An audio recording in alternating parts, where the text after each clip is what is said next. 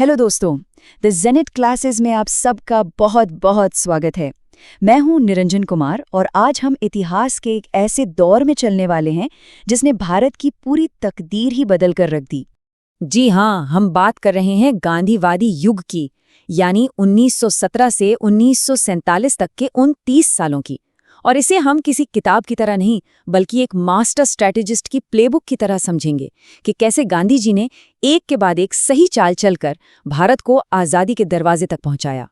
चलिए एक सवाल से शुरू करते हैं। करो या मरो, ये नारा किसने दिया? और सोचिए, ऐसी क्या नौबत आ गई थी कि अहिंसा के सबसे बड़े पुजारी को ये नारा देना पड़ा? इसका जवाब दोस्तों गांधी जी की पूरी रणनीति का राज खोल देगा। तो चलिए पता लगाते हैं। तो चलिए टॉपिक को शुरू करते हैं। देखिए, गांधीवादी युग जो है ना, वो आपके एसएससी, बीएसएससी और यूपीएससी जैसे सभी बड़े एग्जाम्स का एक बहुत ही हाई स्कोरिंग टॉपिक है। और आज हम इसे इतने आसान और रणनीतिक तरीके से समझेंगे कि आपको सब कुछ यहीं का यहीं याद हो जाएगा। ये है आज का हमारा पूरा रोड मैप। हम गांधी जी की शुरुआती एक्सपेरिमेंट से लेकर भारत छोड़ो आंदोलन तक का पूरा सफर देखेंगे। बीच में गांधी अंबेडकर की वैचारिक टक्कर को भी समझेंगे और आखिर में कुछ प्रैक्टिस सवालों से अपनी तैयारी को भी टेस्ट करेंगे। तो चलिए पहले पड़ाव से शुरू करते हैं। तो कहानी शुरू होती है साल 1915 से, जब गांधी जी साउथ अफ्रीका से भारत लौटे। अब देखिए, उन्होंने आते ही कोई बहुत बड़ा देशव्यापी आंदोलन शुरू नहीं किया। नहीं, पहले उन्होंने छोटे लेवल पर अपने सबसे बड़े हथियार सत्याग्रह को आजमाया, उसे टेस्ट किया। और यहाँ पर गांधी जी की स्ट्रैटेजी देखिए, बिल्कुल एक साइंटिस्ट की तरह उन्होंने 3 अलग-अलग जगहों पर 3 अलग-अलग तरीके आजमाए। 1917 में चंपारण में सिविल डिसोबीडियंस यानी सविनय अवज्ञा का टेस्ट हुआ। 1918 में अहमदाबाद में पहली बार भूख हड़ताल का हथियार इस्तेमाल किया गया और उसी साल खेड़ा में नॉन कोऑपरेशन यानी असहयोग का सफल प्रयोग किया गया। ये तीनों ही उनके आने वाले बड़े आंदोलनों की एक तरह से लैब टेस्टिंग थी।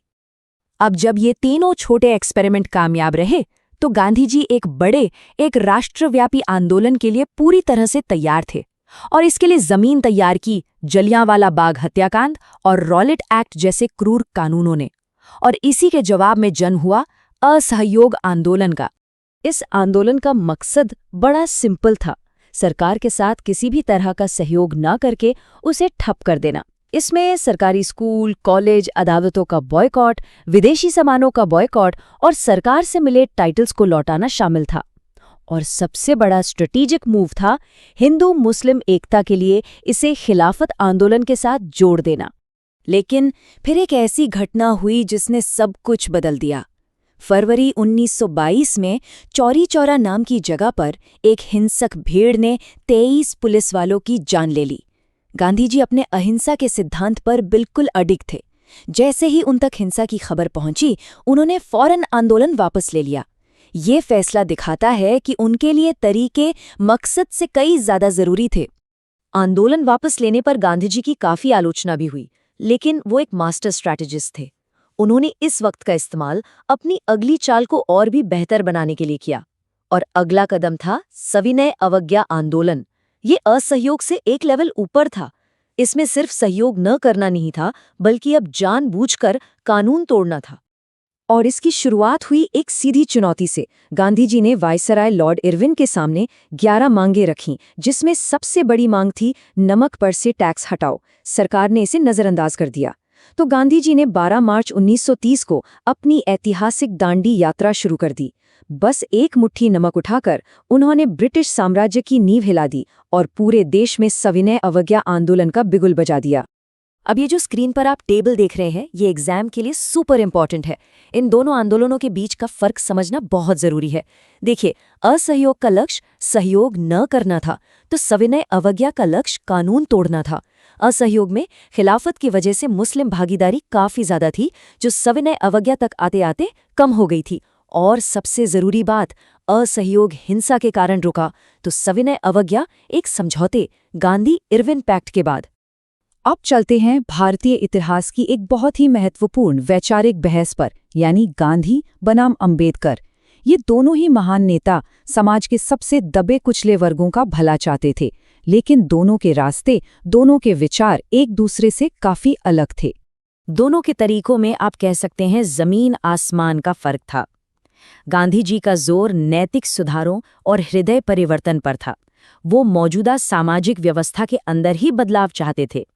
वहीं दूसरी तरफ डॉक्टर अंबेडकर का साफ मानना था कि जाति व्यवस्था को जड़ से खत्म करने के लिए सिर्फ कानूनी और राजनीतिक एक्शन ही एकमात्र रास्ता है।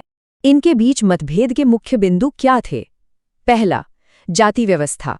गांधी जी छुआछूत को पाप तो मानते थे, लेकिन वर्ण व्यवस्था का समर्थन करते थे, जबकि अंबेडकर पूरी जाति व्यवस्था को ही खत्म करना चाहते थे। दूसरा, लोकतंत्र। गांधी जी ग्राम स्वराज यानी गांव के शासन की बात करते थे, तो अंबेडकर अल्पसंख्यकों की रक्षा के लिए एक मजबूत केंद्र सरकार चाहते थे। और तीसरा और सबसे बड़ा मतभेद था सेपरेट इलेक्टोरेट्स पर, जिसके कारण आखिर में पूना पैक्ट हुआ। और अब हम आ पहुंचे हैं आज़ादी की लड़ाई के आखिरी और सबसे निर्णायक पड़ाव पर। साल था 1942। क्रिप्स मिशन फेल हो चुका था और दूसरे विश्व युद्ध ने हालात बहुत मुश्किल बना दिए थे। इसी माहौल में गांधी जी ने अपना अंतिम और सबसे बड़ा दांव चला, भारत छोड़ो आंदोलन। और इसी आंदोलन की शुरुआत में 8 अगस्त 1942 को बॉम्बे के ग्वालियर टैंक मैदान से गांधी जी ने वो नारा दिया जो आज़ादी का मंत्र बन गया। उन्होंने कहा, हम या तो भारत को आज़ाद कराएंगे या इस कोशिश में अपनी जान दे देंगे। हम अपनी गुलामी को जारी रहते देखने के लिए जिंदा नहीं रहेंगे। करो या मरो। ये अब आर या पार की लड़ाई का खुला ऐलान था। तो ये थी गांधी जी की पूरी प्लेबुक। अब बारी है ये देखने की कि आपको कितना याद रहा। चलिए एग्जाम में आने वाले कुछ सवालों को सॉल्व करते हैं। तैयार है सब? पहला सवाल आपकी स्क्रीन पर है। अप्रैल 1930 में दांडी मार्च की ही तरह नमक कानून तोड़ने के लिए तंजौर तट पर एक मार्च किसने आयोजित किया था? ऑप्शंस हैं वीओ चिदम्बरम पिल्ले, सी राजगोपालाचारी, के कामराज या एनी बेसेंट। सोचिए, क्या होगा इसका जवाब? जी हाँ, बिल्कुल सही जवाब है बी, सी राजगोपालाचारी। उन्होंने दक्षिण भारत में वेदारण्यम नमक सत्याग्रह का नेतृत्व किया था, जो दांडी मार्च से ही प्रेरित था। चलिए दूसरा सवाल देखते हैं। चंपारण सत्याग्रह का सबसे महत्वपूर्ण पहलू क्या था? वकीलों और छात्रों की पूरे भारत में भागीदारी, दलित और आदिवासी समुदायों की सक्रिय भागीदारी, या फिर किसानों की असंतोष का भारत के राष्ट्रीय आंदोलन से जुड़ जाना? और इसका सही जवाब है सी, किसान असंतोष का भारत के राष्ट्रीय आंदोलन से जुड़ना। ये पहली बार था जब किसानों के एक इतने बड़े मुद्दे को सीधे सीधे राष्ट्रीय स्वतंत्रता संग्राम के साथ जोड़ा गया था। तो चलिए एक फटाफट रिवीजन करते हैं। 1917-18 में सत्याग्रह के एक्सपेरिमेंट्स हुए। 1920 में आया असहयोग आंदोलन जो बॉयकॉट पर फोकस्ड था। 1930 में आया सविनय अवज्ञा जो कानूनों को तोड़ने पर फोकस्ड था। गांधी अंबेडकर बहस ने सामाजिक न्याय पर एक नई दिशा दी। और 1942 में करो या मरो का नारा पूर्ण स्वतंत्रता के लिए आखिरी आह्वान बना। यही थी वो स्ट्रैटेजिक प्लेबुक जिसने कदम दर कदम भारत को आज़ादी दिलाई। तो दोस्तों, उम्मीद है आपको ये पूरा टॉपिक एकदम क्रिस्टल क्लियर हो गया होगा। अगर ये सेशन आपको पसंद आया हो तो इसे लाइक करें और हमारे चैनल को सब्सक्राइब करना बिल्कुल ना भूलें, ताकि कोई भी ज़रूरी टॉपिक मिस ना हो। सीखते रहिए और आगे बढ़ते रहिए। जय हिंद।